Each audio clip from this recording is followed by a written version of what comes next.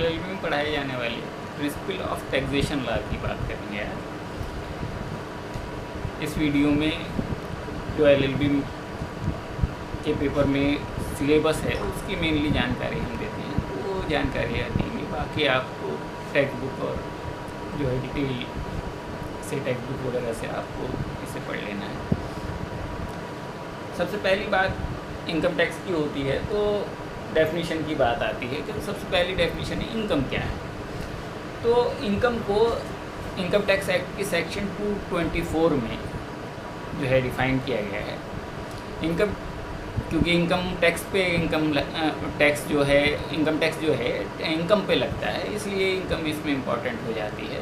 तो इनकम में क्या क्या चीज़ होती है, तो पहली बात ये है कि जो धारा 2 की सब धारा 24 है धारा, उसमें ये लिखा हुआ है कि क्या क्या इनकम होगी। तो इसमें प्रॉफिट एंड गेंस इनकम में आता है। डिविडेंड प्रॉफिट एंड गेंस को आप जानते हैं। डिविडेंड जो कंपनियां डिस्ट्रीब्यूशन करती हैं प्रॉफिट वगैरह का, उसे डिविडेंड कहते हैं। ठीक है। तीसरा वॉलंटरी कंट्रीब्यूशन जो रिसीव किया जाता है ट्रस्ट में, इंस्टीट्यूशन में, वो जो है इनकम में आता है। वैल्यू ऑफ परक्विजिट, जो सैलरी मिलती है वो तो आती है, वो तो है, लेकिन साथ साथ परक्विजिट जो सैलरी के बदले, जो सैलरी के साथ साथ और चीज़ें सुविधाएं दी जाती हैं फ्री, और उनको भी जो है अब इनकम में माना जाता है। ये सेक्शन 17(2) और 17(3) में ये बात लिखी है। स्पेशल अलाउंस जो दिया जाता है वो भी जो है उसमें इनकम में माना जाता है। जो पर्सनल एक्सपेंसेस के लिए अलाउंस दिया जाता है, यानी भत्ते दिए जाते हैं, वो भी जो है इनकम में माने जाते हैं। Employ value of any benefit और परक्विजिट जो है, चाहे वो मनी में कन्वर्टेबल हो या ना हो, उसे भी जो है इनकम में माना जाता है। बेनिफिट ऑफ जो है जो रिप्रेजेंटेटिव एसएससी जो है इसमें वो परक्विजिट लेता है, उसे भी इसमें जो है इनकम में माना जाता है। Any sum chargeable of income tax, जो कंपनी जो टर्मिनेशन और जो टर्मिनेशन पे जो है कंपनी जो है मैनेजरियल बोर्ड के, वो अगर कोई कंपनसेशन देती है तो उसे भी जो है इनकम में माना जाता है। जो लाइसेंस जो है उसकी सेल से प्रॉफिट होता है, उसे भी इनकम में माना जाता है। कैश असिस्टेंस अगर जो है किसी को मिलती है गवर्नमेंट से या किसी गवर्नमेंट स्कीम में, जब तक कि उसे जो है एक्सपोर्ट के लिए, तो उसे भी जो है इनकम में माना जाता है। ड्यूटी ऑफ कस्टम और एक्सरसाइज रिफंड होती है, तो उसे भी इनकम में माना जाता है। वैल्यू ऑफ एनी बेनिफिट और perquisite were convertible money arising out business और exercise of profession. Business exercise और प्रोफेशन में जो परक्विजिट मिलते हैं, किसी प्रोफेशनल को परक्विजिट मिलते हैं, उसे भी इनकम में माना जाता है। Interest, salary, bonus, commission, remuneration, जिस भी नाम से उसे लिया गया हो, या जो फर्म के पार्टनर को मिलता है, वो सेक्शन 40 में जो है इनकम माना जाता है। एनी कैपिटल गेन जो है वो इनकम माना जाता है 45 में। Profit and gains business of insurance में जो है जो म्यूचुअल इंश्योरेंस कंपनी के द्वारा या कोऑपरेटिव इंश्योरेंस कोऑपरेटिव सोसाइटी में मिलता है, वो भी इनकम माना जाता है सेक्शन 44 में। The profit and gains any business of banking carried of cooperative society में जो बैंकिंग की में प्रॉफिट वगैरह मिलता है, उसे भी माना जाता है। और any winning from lotteries, crossword puzzles, ये सब भी जो है इनकम में शामिल होते हैं। अब इनकम के लिए क्या क्या चीज़ें और होनी ज़रूरी है, तो income should be in money और मनीज वर्थ, यानी उसकी कीमत होनी चाहिए मनी या मनी वर्थ जैसी होनी चाहिए। जो source of income should be definite, निश्चित होना चाहिए source. Whether a receipt is income और not is decided at the time of receipt of that amount. Receipt की अमाउंट जो है at the time of receipt पे जो है उसे देखना है कि वो इनकम है या नहीं है। इनकम जो है should be come from outside, बाहर से आनी चाहिए। नो डिफरेंस बिटवीन लीगल और इलीगल। इनकम। जो है इनकम टैक्स में लीगल और इलीगल इनकम से कोई भी जो है फ़र्क नहीं है, इलीगल इनकम पे भी आपको टैक्स देना है। Regularity of income is not essential, regularity होना ज़रूरी नहीं है इनकम की। Disputed income is also taxable, disputed income है तो भी टैक्सेबल है। Exemption from payment of expenditure is not income, expenditure पे जो एक्सपेंडिचर एग्जेम्पशन किया जा रहा है वो इनकम नहीं है। Personal gift are not income, personal gift जो है इनकम नहीं है। Anticipated income is not income, तो स्टॉक इन्वेस्टमेंट अगर इंक्रीज़ होता है तो एंटीसिपेटेड इनकम हुई, वो जो है इनकम में नहीं मानी जाती है।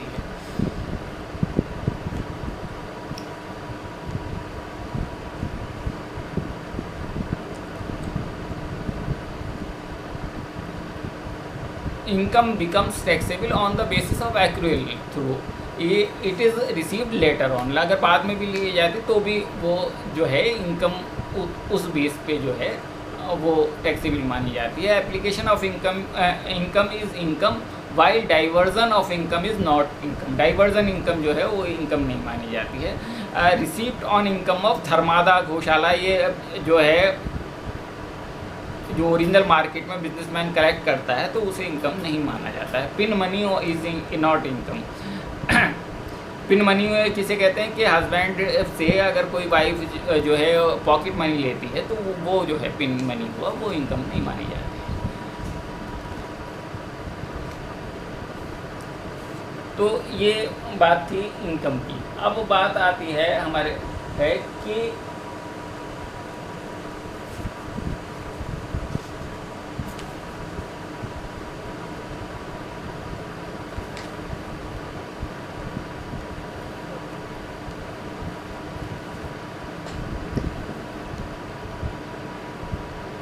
एसएससी कौन है। एसएससी यानी करदाता, जो भी रिटर्न फाइल करता है वो एसएससी का, ठीक है।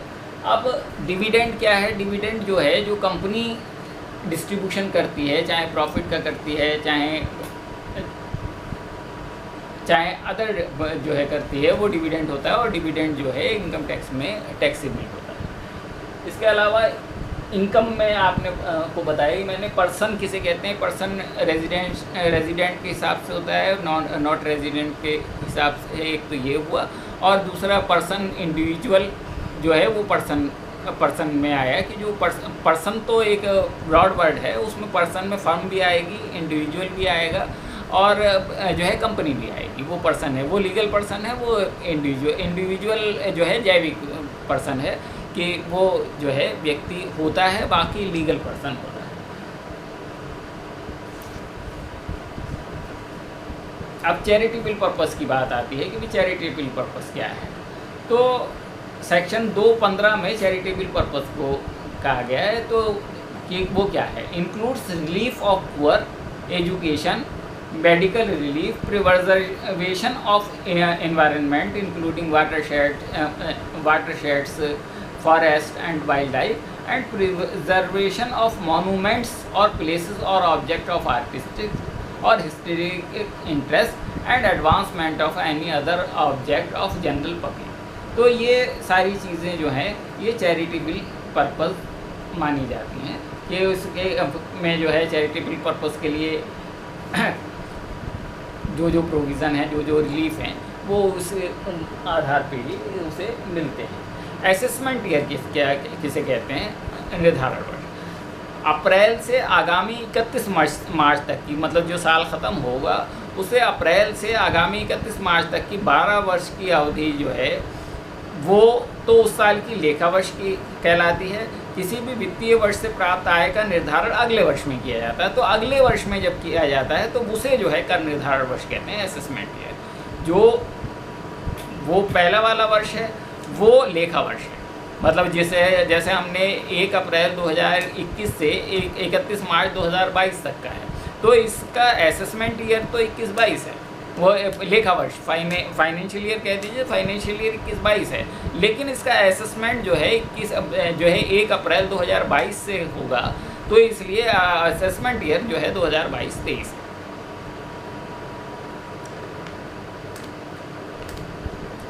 इसीलिए प्रीवियस ईयर का मतलब ये है कि वो फाइनेंशियल ईयर, वो जो निर्धारण वर्ष है वो जो वो फाइनेंशियल ईयर है वो या लेखा वर्ष है वो जो है वो प्रीवियस ईयर कहलाता है। यानी जैसे मैंने आप बताया तो ये इसके लिए 21-22 जो है वो प्रीवियस ईयर हुआ और 22-23 असेसमेंट ईयर।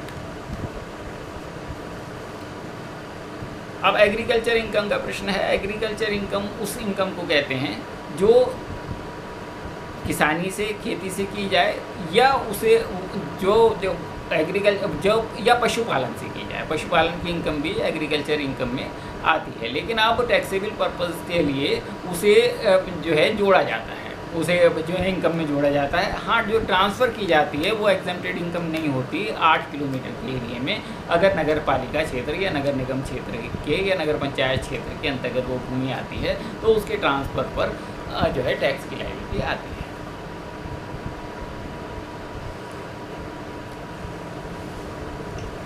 अब बात आती है हेड्स की कि भाई हेड कौन कौन से होते हैं।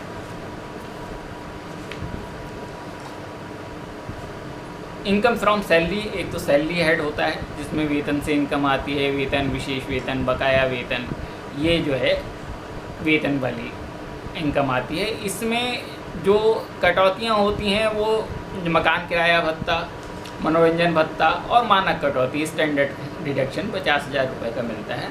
व्यावसायिक कर का अगर दिया जाता है तो उसकी कटौती होती है।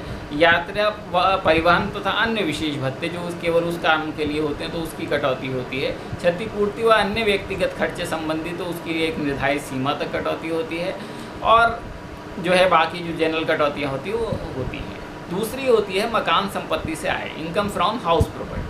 इसके में जो है जो मकानों तथा उससे लगी ज़मीन का किराया होता है, वार्षिक मूल्य किराएदारी की गणना की जाती है, वो इसके अंतर्गत आती है। और इसमें जो नगरपालिका का टैक्स वगैरह हैं उसे जो है वो घटा दिया जाता है।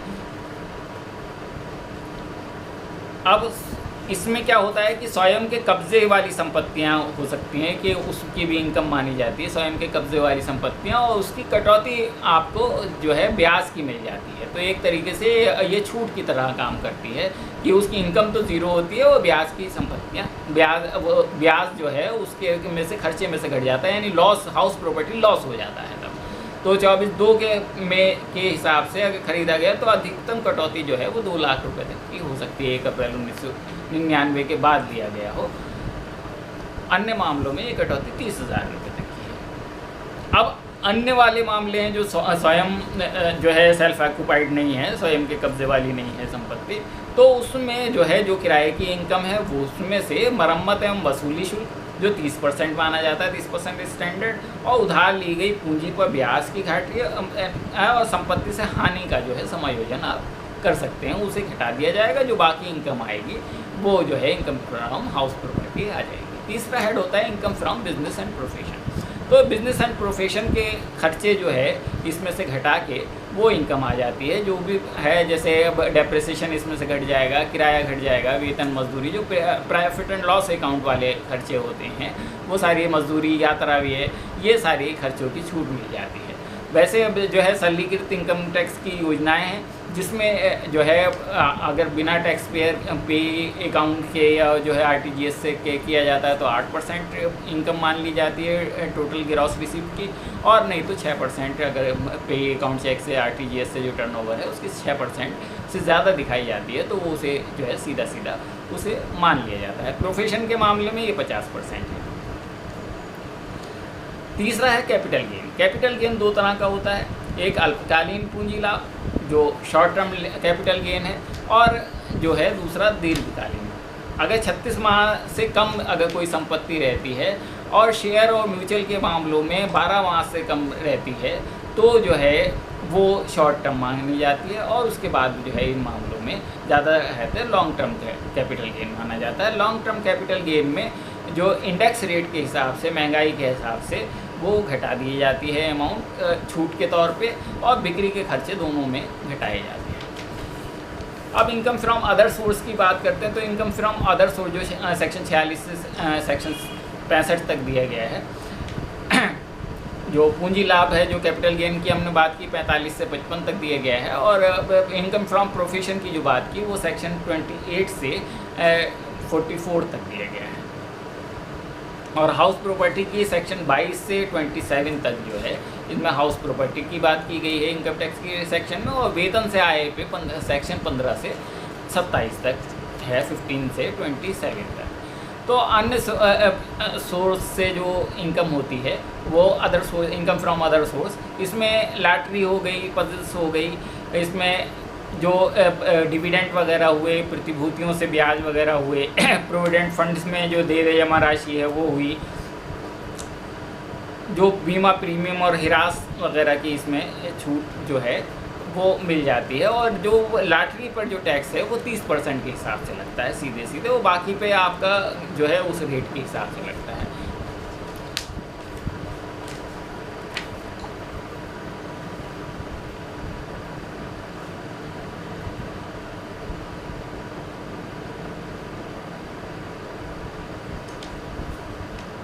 अब बात करते हैं हम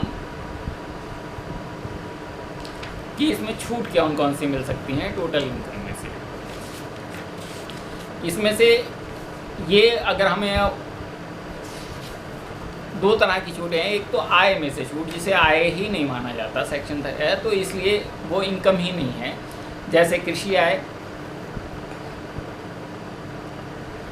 अगर 5,000 रुपये तक है तो कोई बात नहीं है, अगर 5,000 रुपये से ज़्यादा है तो ये टैक्स पर्पज़ के लिए वो उसमें शामिल की जाएगी। ये सेक्शन 10 में है। सेक्शन 10 में मेनली जो है इसका विवरण लिखा हुआ है कि कौन कौन सी आय जो है वो आय में नहीं मानी जाएगी, इनकम जो है आय में नहीं मानी जाएगी। तो आय में ही नहीं मानी जाएगी तो बात ही ख़त्म हो गई, तो उस पर किसी में टैक्स की बात नहीं होगी। तो इसमें एक जो है जैसे हिंदू संयुक्त परिवार के HUF के किसी सदस्य द्वारा परिवार की आय से प्राप्त धनराशि वो नहीं मानी जाती। फर्म की कुल आय में जो साझेदार का हिस्सा है वो आय नहीं माना जाता।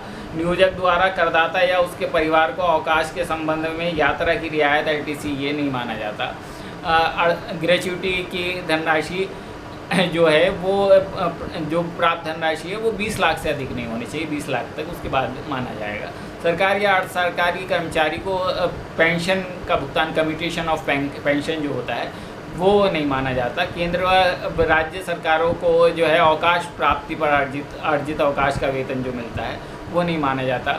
श्रमिक को उसकी छटनी पे जो कंपनसेशन मिलता है वो नहीं माना जाता। भोपाल गैस त्रासदियों को जो भुक्तभोगियों को भुगतान किया गया वो नहीं माना जाता। जो सरकार या सार्वजनिक कंपनी को स्वैच्छिक सेवा निवृत्ति पे भुगतान किया जाता है, यानी जो है वॉलंटरी जो है रिटायरमेंट पे जो भुगतान किया जाता है वो भी नहीं माना जाता। और जो नियोक्ता के द्वारा टैक्स दिया जाता है अगर प्रोक्यूजिट पे, तो उसे भी इनकम नहीं माना जाता। जीवन पॉलिसी, बीमा पॉलिसी के में कोई धनराशि या बोनस मिलता है तो उसे भी नहीं माना जाता। भविष्य निधि से प्राप्त धनराशि को भी नहीं माना जाता। सुकन्या समृद्धि खाते से जो भुगतान होता है वो नहीं माना जाता। अनुबंधित अधिवर्षता कोष जो है सुपरनेशन फंड है उसे भी नहीं माना जाता। और कर्मचारियों को अगर आवास किराया भत्ता दिया गया है जो 3,000 रुपये वेतन तक किराए के मामले में जो है इसकी रसीद की ज़रूरत नहीं होती, वो आवास किराया भत्ता अगर 10% से ज़्यादा है तो उसकी जो है वो छूट प्राप्त होती है। और व्यय के लिए कर्मचारियों को व्यक्तिगत व्यय के लिए एक निर्धारित सीमा तक जो है उसको छूट मिलती है। तो ये इस तरह की बहुत सारी छूटें इसमें शामिल हैं।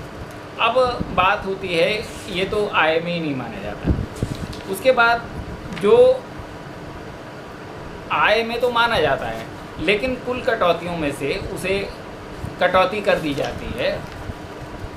आय में से घटने वाली कटौती जो हैं वो कर दी जाती हैं, जिसे हम जो है 80C वाली कटौती कहते हैं। सेक्शन 80 या पार्ट 6 की कटौती कहते हैं। 80C से 80U तक ये कटौतियाँ आती हैं, जिसमें से जिसकी राशि 1.5 लाख तक हो सकती है। तो ये है, उसमें जैसे जीवन बीमा का प्रीमियम है, जो वार्षिकी योजना है जीवन धारा वगैरह उसका है, प्रोविडेंट फंड में अंशदान है, 15 वर्षीय प्रोविडेंट फंड में अंशदान है, कर्मचारियों द्वारा प्रोविडेंट फंड में अंशदान है, केंद्र सरकार द्वारा अधिसूचित प्रतिभूतियों में अंशदान है, यानी अंशदान का मतलब investment, unique linked insurance plan में इन्वेस्टमेंट है, जीवन बीमा में जो है वार्षिकी योजना में जो है इन्वेस्टमेंट है, म्यूचुअल फंड में इन्वेस्टमेंट है, आवासीय बैंक व कंपनी में इन्वेस्टमेंट है, 2 बच्चों की शिक्षा हेतु जो है भुगतान है ट्यूशन फीस का खाली, आवासीय मकान संपत्ति खरीद हेतु जो है भुगतान है यानी रीपेमेंट, सावधि जमा का ब्याज है एक लिमिट तक, सावधि जमा का ब्याज जो 5 वर्षीय उसके है, इंफ्रास्ट्रक्चर सुविधा के विकास वाली कंपनियों के शेयर में जो है इन्वेस्टमेंट है।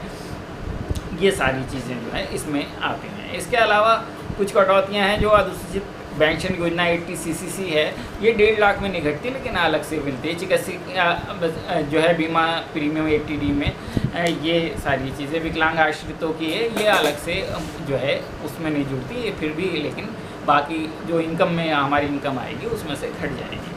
उच्चतर शिक्षा के लिए ऋण वापसी है, आवासीय मकान हेतु ऋण का ब्याज जो है वो उसमें भी मिल जाता है, इसमें भी, लेकिन एक तरफ मिलेगा। विद्युत वाहन हेतु ऋण पे ब्याज की छूट है। ऐसी 80G में दान के मामले में उसको छूट मिल सकती है जो रिकॉग्नाइज संस्थाएं हैं। ऐसी जो है किराए का भुगतान जो है आवासीय मकान अगर नहीं है करदाता का, कहीं नौकरी या पेशे में लगा है तो उसे जो है एक छूट मिलती है। वैज्ञानिक अनुसंधान के लिए छूट मिलती है, लेखकों को रॉयल्टी के लिए छूट मिलती है 3 लाख तक, पेटेंट पर रॉयल्टी के लिए, विकलांग व्यक्ति को कटौती के लिए और बचत खाते में ब्याज पर छूट जो है 80TA में 10,000 रुपये तक मिलती है। तो ये सारी छूटें जो हैं ये उसमें से इनकम में से घटाने वाली होती हैं। इसके बाद वो घट गई, उसके बाद आयकर में कुछ राहत गवर्नमेंट देती है। वो क्या देती है कि बकाया और अग्रिम वेतन पे राहत है। अगर मान लीजिए एरियर मिल रहा है तो उसमें ये छूट दे दी जाती है कि वो उस साल में जोड़ के जितना टैक्स बनता है वो दे दे। नहीं तो पता चला उस साल में अगर मान लीजिए एक साथ वो इनकम में जुड़ जाता है और स्लैब बढ़ जाता है तो ज़्यादा टैक्स आ जाएगा, तो वो ज़्यादा टैक्स ना आए तो उसके लिए ऐसी ये छूट दे दी जाती है। ऐसी ग्रेच्युटी पे भी टैक्स में यही राहत दी जाती है कि वो जो है उसे वो अलग अलग सालों में जो है वो डिवाइड कर सकता है। इसी तरीके से एक आयकर की वैकल्पिक व्यवस्था शुरू की गई है 221-22 में 2021-22 से। इसमें एक विकल्प चुनना पड़ेगा और उस पर जो नया टैक्स रेट है, एक अलग से टैक्स रेट बनाया गया जो रियायतन रेट है, उसमें उसका लाभ मिलेगा, लेकिन उसमें जो सेक्शन 80C वगैरह की छूटें हैं वो नहीं मिलेंगी। वो सारी कोई भी छूट जो है नहीं मिलेंगी। बस जो छूट मिलेंगी वो राष्ट्रीय पेंशन प्रणाली की, नए कर्मचारियों के नियोजन में 80JJ की और अंतर्राष्ट्रीय वित्तीय सेवा संस्थान में ये 80LA की, ये केवल छूटें मिलेंगी और बाकी छूटें नहीं मिलेंगी। लेकिन रेट जो है उसका टैक्स का की जो दर है वो उस पर कम हो जाएगी। अब बात करते हैं हम TDS की कि TDS क्या होता है। अब गवर्नमेंट ने ये सिक्योर करने के लिए कि कोई इनकम तो करे और टैक्स लेके ना भाग जाए, इसलिए TDS की और TCS की व्यवस्था की गई। TDS का मतलब टैक्स डिडक्टेड एट सोर्स और TCS tax collected at source. TDS तो ये उसकी इनकम तो हो गई, उस पर टैक्स कट गया पहले ही, मतलब डेट भले ही नहीं आई, उस पर पहले ही टैक्स कट गया, ठीक है। तो टैक्स कट गया तो उसमें सेक्शन 192 में प्रावधान है वेतन पे टैक्स के लिए कि वेतन पे जो है TDS कट जाए। तो वेतन में जो है एक इसका सही तरीका ये है कि वेतन का पूरा हिसाब निकाला, एक कि इतना वेतन हमें मिलेगा, या मतलब एक एस्टीमेट निकाला और उसमें से घटा के वो जो है एक 12वां हिस्सा उसमें कर दिया और मासिक रूप से कटना चाहिए। ये तो वेतन है। और उसके बाद जो अन्य कटौती है section 194, 94C, 94H, 94I, 94J में टैक्स काटने के प्रावधान 194 में, और उसमें कुछ छूटें दी गई हैं कि भाई उस पर जो जैसे ब्याज मिलेगा तो उस पर भी वो टैक्स काट के आपको दिया जाएगा, तो वो TDS हो गया। अब TCS क्या होता है? TCS में इनकम नहीं हुई अभी हमारी, लेकिन टैक्स कलेक्ट कर लिया कि साहब अगर किसी ने जंगल से लकड़ी खरीदी तो उससे 2.5% पहले ही कटौती करके रख लिया कि भाई इस पर जब इनकम होगी तो वो उसमें से घट जाएगा। तो वो इसका जब हम असेसमेंट करते हैं तो उसका उसमें लाभ जो है उसे प्राप्त हो जाता है और वो उसका लाभ ले सकते एडवांस टैक्स में ऐसा होता है कि अगर एस्टिमेटेड टैक्स 10,000 रुपये से ज़्यादा है तो एडवांस टैक्स जमा करना पड़ता है। एडवांस टैक्स के अलग अलग किस्तें जमा करनी पड़ती हैं, जैसे पहली किस्त 15 जून को, फिर 15 सितंबर को, फिर 15 दिसंबर को, फिर 15 मार्च को। 15 इसमें परसेंटेज के हिसाब से जमा करनी पड़ेंगी, और जो लास्ट में है 15 मार्च को जो जमा करना है तो वो पूरा एस्टिमेट जितना टैक्स आ रहा है उसी हिसाब से वो एडवांस टैक्स जमा करना पड़ता है। इस एडवांस टैक्स में से जो TDS की और TCS की धनराशि है उसे घटाया जा सकता है। तो ये एडवांस टैक्स हुआ कि टैक्स आपको पहले ही जमा करना है। अगर आप एडवांस टैक्स नहीं जमा करेंगे तो सेक्शन 234 में इस पर भी इंटरेस्ट देना पड़ेगा। अब बात हम करते हैं कि इनकम टैक्स असेसमेंट की, इनकम टैक्स अथॉरिटीज़ की।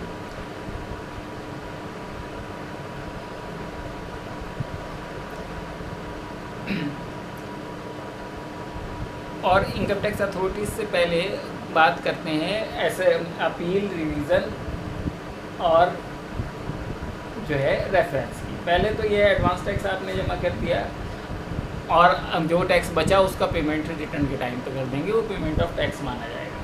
अब जो असेसमेंट किया जाता है उसमें सेल्फ असेसमेंट हुआ। एक तो जो रिटर्न आप फाइल कर रहे हैं वो एक तरह से सेल्फ असेसमेंट हो गया कि आपने खुद ही असेसमेंट कर दिया और रिटर्न आपने फाइल कर दिया।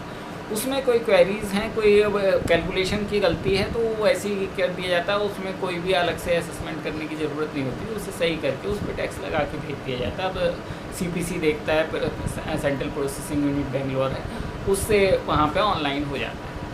उसके बाद अगर मान लीजिए केस आपका स्क्रूटनी में आता है, कोई गड़बड़ पाई जाती है कि कहीं से शिकायत मिलती है या कहीं से रिवीजन दिखाई देता है, तो उसके लिए जो है इनकम टैक्स ऑफिसर या इनकम टैक्स अथॉरिटी ऐसी असिस्टेंट कमिश्नर या जो है डिप्टी कमिश्नर, जैसे भी टर्नओवर टैक्स का मैटर होगा, जितनी भी स्कैप इनकम होने लगेगी कि आपने इनकम छुपाई है, तो उस हिसाब से जो है उसका उस पर नोटिस जो है स्क्रूटनी में केस आ जाएगा, सेलेक्ट हो जाएगा, और स्क्रूटनी में टैक्स वो केस सेलेक्ट होने के बाद उस पर टैक्स लगा दिया जाएगा।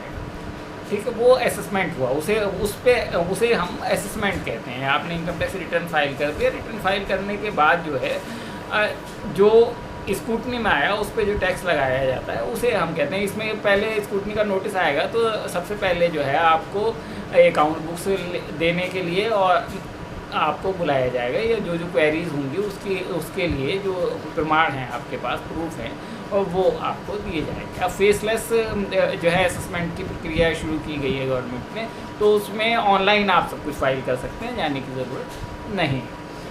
अब स्क्रूटनी में जो टैक्स लगता है वो किस आधार पर लगता है कि भाई एक तो कैश और क्रेडिट में है कि सब जो कैश आपने ज़्यादा लिया है उसका है। दूसरा अनएक्सप्लेन्ड इन्वेस्टमेंट है कि इन्वेस्टमेंट आपने किया है लेकिन अनएक्सप्लेन्ड है, उसका में अपने खातों में नहीं लिया है।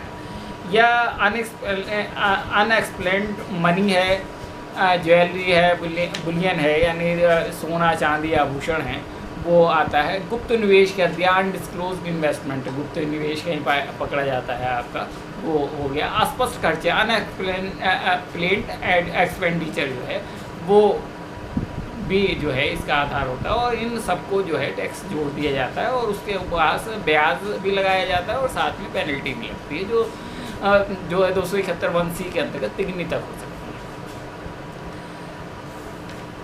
अब जो ये असेसमेंट हो गया, असेसमेंट के बाद जो है इसकी जो असेसमेंट किया उसकी अपील जो है, फर्स्ट अपील जो है आप जो है जॉइंट कमिश्नर अपील को कर सकते हैं, सेकंड अपील ट्रिब्यूनल में कर सकते हैं, और उसके बाद भी अगर आपको है तो रेफरेंस जो है हाई कोर्ट में फाइल किया जा सकता है, तो उसे हम रेफरेंस कहते हैं, जो लीगल पॉइंट पे सुना जाता है। बाकी अपील हो गई, अपील जो है फर्स्ट अपील आपकी जॉइंट कमिश्नर के यहाँ हो गई और सेकंड अपील जो है ट्रिब्यूनल में हो गई। उसके बाद है जो है रेफरेंस होता है। अब पेनल्टीज़ और प्रोसिक्यूशन की बात होती है, तो पेनल्टीज़ जो है, पेनल्टीज़ तो मनी में हुई, ठीक है, जो पेनल्टी लगनी है, और प्रोसिक्यूशन में यानी मुकदमा चलाया जाएगा, उसमें जेल जाने की नौबत आ सकती है और सज़ा भी हो सकती है। जो पेनल्टीज़ वाले प्रोविज़न है जिसमें टैक्स जमा न करना सेक्शन 221(1) में कि साहब टाइम से आपने टैक्स जमा नहीं किया। आय की कम रिपोर्ट करना, कम रिपोर्ट किया 270A में। उसके बाद जो है नोटिस का, आदेशों का पालन ना करना, नोटिस पे दिया गया आपको वो नहीं किया गया। विवरण या गलत विवरण देना, तो इस पे जो है 300% तक जो मैंने बताया था 271C में। आवश्यक लेखा पुस्तकें नहीं रखें, अकाउंट्स बुक्स नहीं रखे 271A में। अंतर्राष्ट्रीय या विनिर्दिष्ट घरेलू सौदों को आपने सही जानकारी नहीं दी। उसके बाद 92D1 में मांगी गई सूचना और दस्तावेज प्रस्तुत नहीं किए। जो है तलाशी लेने में जो है आपने सहयोग नहीं किया, ये सारी चीज़ें। और जैसे TDS नहीं काटा टाइम से, जो जिस पे आपको TDS काटना था, ये सारी चीज़ें जो है वो आती हैं। और साथ में इसमें एक इम्पॉर्टेंट ये है कि जो ऋण या जमा जो है वो 10,000 रुपये से ज़्यादा का बिना उसके जो है टैक्स वो जो है अकाउंट पे चेक से लिए या RTGS के बगैर लिए, तो उस पर भी उतनी ही धनराशि जो है वो इनकम में आपको जोड़ दी जाती है। तो एक ये 42 की लंबी सी लिस्ट है सेक्शन 272 तक कि जिसमें जो है ये आर्थिक अर्थदंड लग सकता है, यानी पेनल्टी लग सकती है। उसके बाद सज़ाओं की बात है, तो उसमें कुछ सेलेक्टेड अपराध जो है उसे सज़ाएँ होती है, जिसमें तलाशी के दौरान लेखा पुस्तिका आदि को हटाना, कि भाई तलाशी हो रही है तो आपने उसे बचाने के लिए आपने अपनी लेखा पुस्तकें जो है, जो अकाउंट बुक्स है उन्हें हटा दिया, तो 2 वर्ष तक की सज़ा का प्रावधान है 275A में। इसके बाद 132(1) में अधिकृत अधिकारी को जांच में सुविधाएं नहीं दी आपने, तो भी 2 वर्ष तक की सज़ा का प्रावधान है 275B में। धोखाधड़ी से किसी संपत्ति या उसके हित को छिपाना, हस्तांतरित करना या अन्य व्यक्ति को देना, तो भी जो है 2 वर्ष तक की सज़ा है 276 में। और कंपनी का लिक्विडेटर है वो जो है उसे नियुक्ति की सूचना 30 दिन में नहीं देता है, तो भी 2 वर्ष तक की कारावास है 276A में। 269 UC का पालन ना करना या संपत्ति पर कब्जा ना देने पे 226AB में 2 वर्ष तक की सज़ा है। TDS काट तो लिया और जमा नहीं किया, तो 3 माह से 7 साल तक की सज़ा का इसमें प्रावधान है 276B में। 200 स्रोत पर, ये तो TDS हो गया।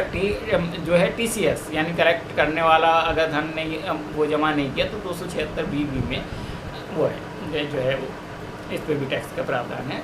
अब जो है आयकर अधिनियम के लगाए गए किसी टैक्स, अर्थदंड या ब्याज को बचाने के लिए जानबूझ के प्रयास करना, कि उससे बचने के लिए प्रयास करता है, तो भी 6 माह से 7 साल तक की सज़ा का प्रावधान है। अपवंचन का जानबूझ के प्रयास करना जो है टैक्स ब्याज के भुगतान के अपवंचन का, तो वो भी 3 साल से जो है 3 माह से 2 वर्ष तक की सज़ा का प्रावधान है। या जानबूझ के रिटर्न ना करने पर भी है, और जो है उससे टैक्स छुपाया जाता है, तो 276CC में भी 6 माह से 7 साल तक की सज़ा का प्रावधान है। अगर 25 लाख रुपये से ज़्यादा की इनकम छुपाई जाती है, कम की छुपाई जाती है, तो 3 माह से 2 साल तक की सज़ा का प्रावधान है। तो ये सारे जो है इन मामलों में जो है सज़ा हो सकती है, यानी प्रोसिक्यूशन हो सकता है। प्रोसिक्यूशन की प्रोसेस ये रहती है कि अधिकारी जो है मजिस्ट्रेट के यहाँ जो है कंप्लेंट फाइल कर देता है, और फिर मजिस्ट्रेट उससे संबंध करता है, और मजिस्ट्रेट ही सज़ा देता है। किसी अधिकारी को जो है आयकर के अथॉरिटी को या अधिकारी को सज़ा देने की पावर नहीं है।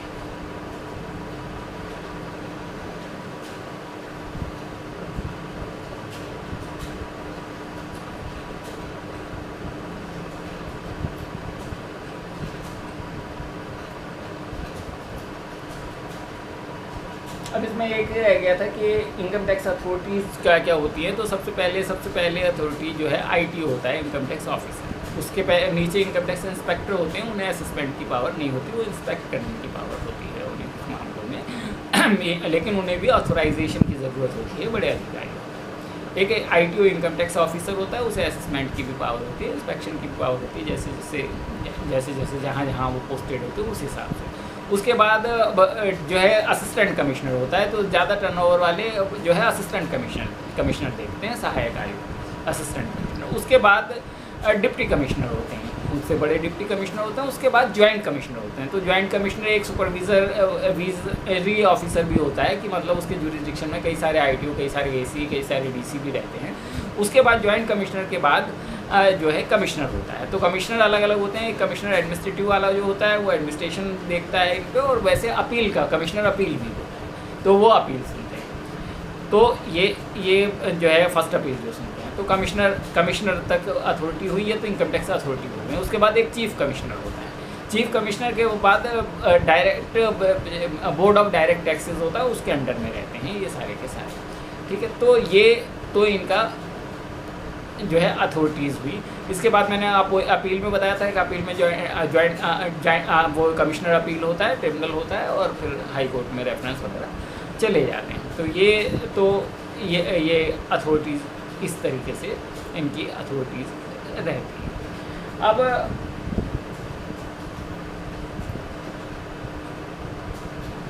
जो उनके जो पावर्स हैं या जो है कॉन्स्टिट्यूशन है, ये तो गवर्नमेंट अपॉइंट करती है सीधे सीधे जो है, और जो मतलब सेंट्रल गवर्नमेंट अपॉइंट करती है। और जो पावर्स हैं वो अपने जुरिसडिक्शन के हिसाब से आईटीओ की पावर रहती है कि भाई उतने केसेस का असेसमेंट कर सकता है। वो अपील वालों की पावर अपील की होती है कि भाई वो अपील उन केसों की, छोटे केसेस की जॉइंट कमिश्नर सुन लेता है, वो बड़े केसेस की कमिश्नर अपील सुनता है। कुछ जगह कमिश्नर अपील होते हैं तो वो सारे कमिश्नर अपील ही फर्स्ट अपील सुनते हैं। उसके बाद सेकंड ट्रिब्यूनल सुनता है और उसके बाद रेफरेंस फाइल होता है। इनके इसी तरीके से ये पावर और फंक्शंस इनके।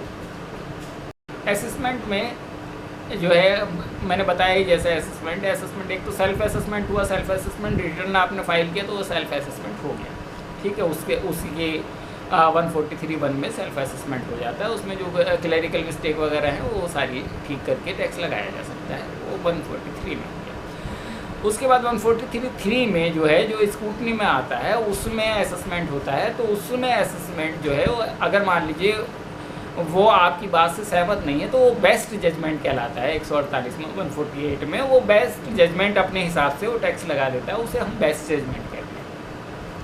ये जो है वो बेस्ट जजमेंट असेसमेंट हुआ कि उसने अपना असेसमेंट खुद कर दिया, आपकी बात को नहीं माना, आपके अकाउंट्स को नहीं माना, आपके अकाउंट्स में उसने कहा कि नहीं ये चलने लायक नहीं है और अपने हिसाब से उसने टैक्स लगा दिया। वो बेस्ट जजमेंट असेसमेंट